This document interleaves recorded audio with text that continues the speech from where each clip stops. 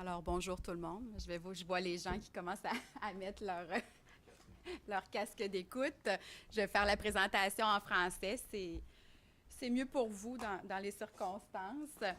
Alors aujourd'hui, moi, j'ai pas ma journée dans le corps. Moi, j'arrive de Québec. Je fais un petit aller-retour aujourd'hui pour venir vous parler d'un tout nouveau résultat parce que j'ai soutenu ma thèse le 5 octobre. Donc, ça fait pas très, très longtemps. Alors, merci. Alors, aujourd'hui, moi, je vais vous parler de la filière de la volaille, surtout les diverses stratégies d'externalisation que l'on peut retrouver au sein de cette filière-là, mais en observant davantage l'impact sur les conditions de travail et d'emploi. Alors, le plan de la présentation, il est traditionnel. Alors, quels questionnements soulevés ont mené à cette recherche? Comment on s'y est pris pour procéder à la collecte de données? Les principaux résultats, hein, évidemment, la thèse en contient plusieurs autres. Je vous présente les principaux et les principales conclusions. Alors, l'externalisation, je ne vous apprends rien, hein, on entend souvent, c'est faire faire, hein, lorsqu'une entreprise décide de faire faire plutôt que de faire. Nous, dans notre étude, on n'a pas regardé les activités périphériques. On a vraiment regardé juste l'externalisation des activités de production. Donc, oui, les usines que l'on a étudiées pouvaient recourir à la sous-traitance, par exemple, pour l'entretien du bâtiment, l'entretien ménager, le service de cafétéria et ainsi de suite, mais ils n'ont pas été analysés dans le cadre de cette étude. Alors oui, c'est un modèle de gestion de la production et d'organisation du travail qui offre une flexibilité. Hein, c'est vraiment l'avantage numéro un de ce mode de production. Donc, il permet de s'adapter aux fluctuations du marché du travail. Mais par contre, il va entraîner deux grandes catégories de travailleurs, soit les travailleurs internes, directement engagés par l'entreprise, et les travailleurs externes, donc ceux qui n'ont pas de lien avec l'entreprise pour laquelle ils travaillent. On peut penser aux travailleurs d'agences de placement de personnel, aux travailleurs qui travaillent pour des entreprises sous-traitantes. On peut penser au travail indépendant. Dans la filière de la volaille, on n'a pas trouvé de travail indépendant pour ce qui est des activités de production. Il y en avait dans les activités de transport, mais l'activité de transport ne fait pas partie des activités de production. Donc, on a seulement des travailleurs d'agence et des travailleurs de sous-traitants dans l'étude. Donc, on s'adresse vraiment à la troisième couronne du modèle d'Atkinson. C'est vraiment là, ces gens-là qui ont été étudiés. Et en regardant tout ça, on s'est demandé comment ce nouveau mode, pas nouveau, ce mode de production-là pouvait affecter les conditions de travail et d'emploi, mais aussi comment il redéfinissait la relation d'emploi. J'avais vraiment besoin de dessiner à quoi ressemblait maintenant la relation d'emploi dans ces modèles de production. Alors, on a mené une étude de cas multiples.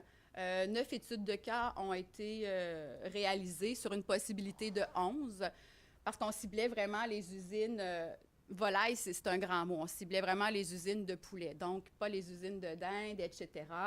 On a documenté évidemment la filière, le secteur, les entreprises. On a visité une usine.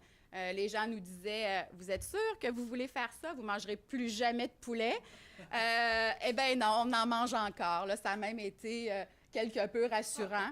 On a aussi procédé à des entretiens semi-dirigés, là, parfois en face-à-face avec une seule personne, parfois avec plus d'une personne.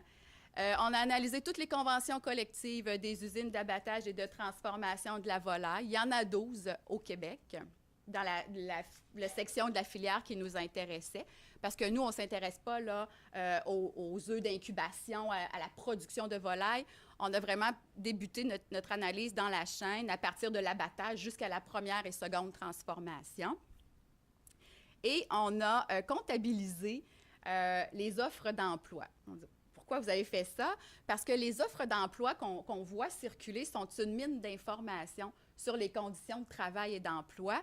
Donc, je me suis abonnée à toutes sortes de moteurs de recherche et j'y allais vraiment de manière systématique. Donc, du 29 septembre au 31 décembre, j'ai relevé 111 offres d'emploi différentes. Évidemment, les doublons étaient supprimés et ça nous renseignait sur différentes conditions là, de travail et d'emploi. L'analyse a été menée au début dans un aspect plus descriptif, donc avec la visite d'usine, les conditions de travail et d'emploi. Ensuite, au point de vue comparatif, on a déterminé une comparaison à 3 niveaux. Et ensuite de ça, on est allé chercher un petit peu plus au niveau de la compréhension avec la relation d'emploi. Alors ça semble simple, ce portrait-là, les usines d'abattage de transformation de la volaille au Québec, mais sachez que ça n'existait pas. Je n'ai jamais été capable de savoir qui avait un contrat avec qui était sous-traitant de qui. C'est au fil du terrain que cette espèce d'organigramme-là s'est dessiné. Alors, il y a évidemment des entreprises solo qui ne font pas affaire avec des sous-traitants.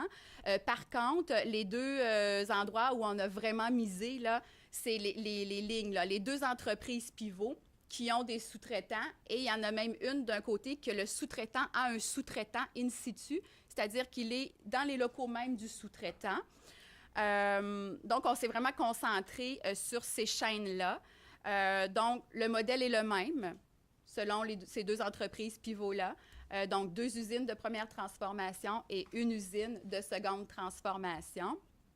Peut-être juste vous dire également que seules les entreprises pivots effectuent l'activité d'abattage. Lorsqu'on tombe dans la transformation et dans la sous-traitance, là, on est plus dans la 2e transformation. Qu'est-ce qu'on entend par 2e transformation? Eh bien, on va au-delà de couper le poulet cru. Là, il est vraiment cuit ou prêt à cuire, assaisonné, soit en croquettes ou des trucs comme ça. C'est ce qu'on considère comme de la 2e transformation. Évidemment, on a passé beaucoup de temps à analyser les conditions de travail et d'emploi. On a triangulé toutes nos sources d'informations et ça nous mène à une espèce de graphique qui présente les variations de conditions de travail et d'emploi selon trois critères. On s'est rendu compte que les conditions de travail et d'emploi variaient selon, la position. C'est-à-dire qu'au niveau des entreprises pivots, les conditions de travail et d'emploi sont toujours supérieures. Ensuite, comme la position est fortement corrélée avec l'activité, alors les entreprises qui effectuaient l'abattage aussi présentaient des meilleures conditions de travail et d'emploi. Et il y a quelques distinctions sur le plan des travailleurs d'agence comparativement aux travailleurs de sous-traitants.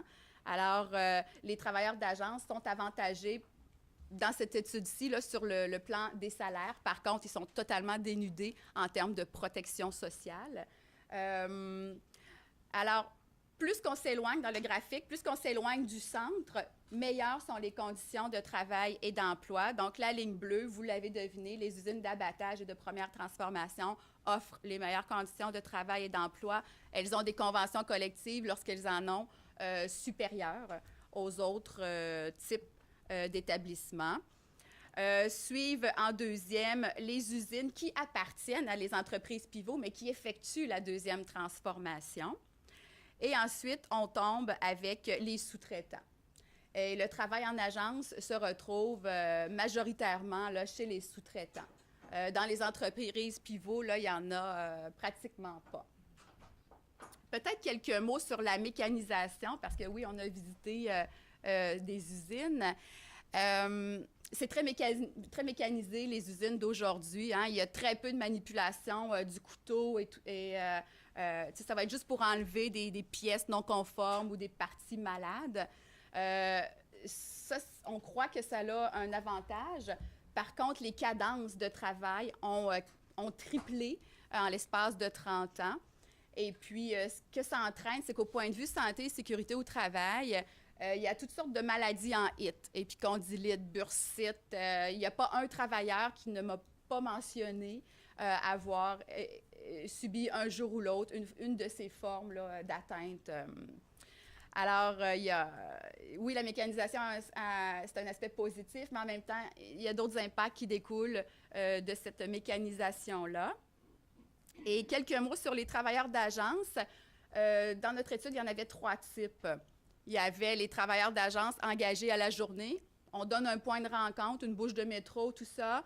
On les prend en autobus et on les amène à l'usine travailler pour la journée et on les ramène le soir. On les paye en argent comptant, parfois en dessous du salaire minimum parce que, bon, on vous a fourni le transport ou l'agence a pris sa cote à même le salaire.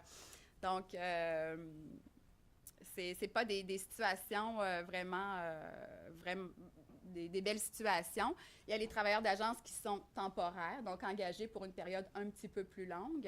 Et il y a aussi les travailleurs d'agence qui sont engagés dans une optique de recrutement. C'est-à-dire que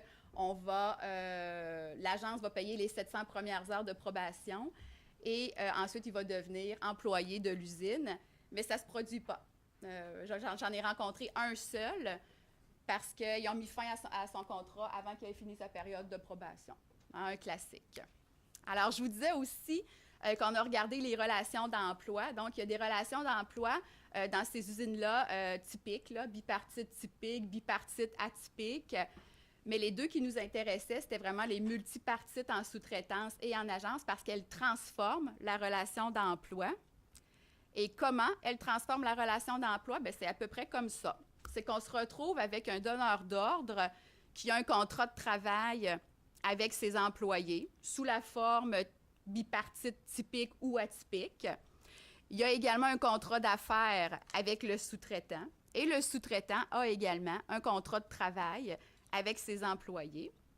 Mais ce qui arrive, c'est que le donneur d'ordre, il n'y a pas de contrôle sur les employés du sous-traitant, mais en fin de compte, le travail des employés du sous-traitant dépend du donneur d'ordre.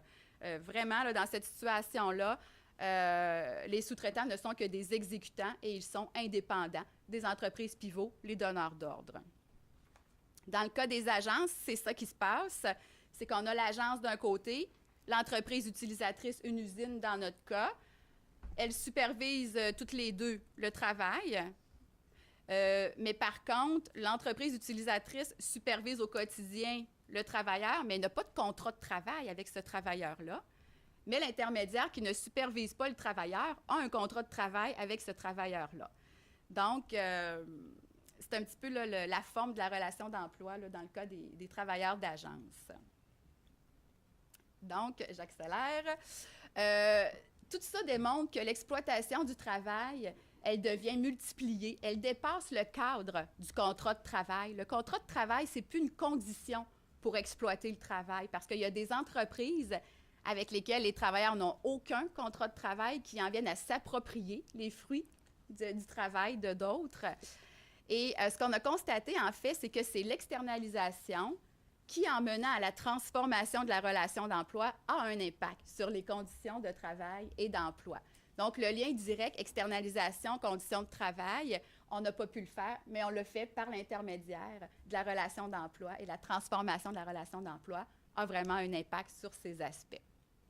Donc, il y a des nouveaux acteurs, des formes de relations d'emploi autres que bipartites et des relations de type commercial qui devraient être intégrées maintenant aux théories sur la relation d'emploi. Et notre société est confrontée au double défi de conserver et promouvoir une économie compétitive, mais tout en développant des emplois de qualité. Or, sur le plan social, l'externalisation, en raison de la modification de la relation d'emploi qu'elle entraîne, engendre de la précarité, des disparités de traitement, des difficultés d'application des lois du travail. Pour travailler à la CNESST depuis 2004, je peux vous dire que c'est compliqué quand on a affaire à des travailleurs d'agence. Il y a érosion de la protection sociale. Et avec cette quête de flexibilité sur le marché du travail, c'est tout le système de protection qui va devoir être repensé. Je parle toujours pour le Québec.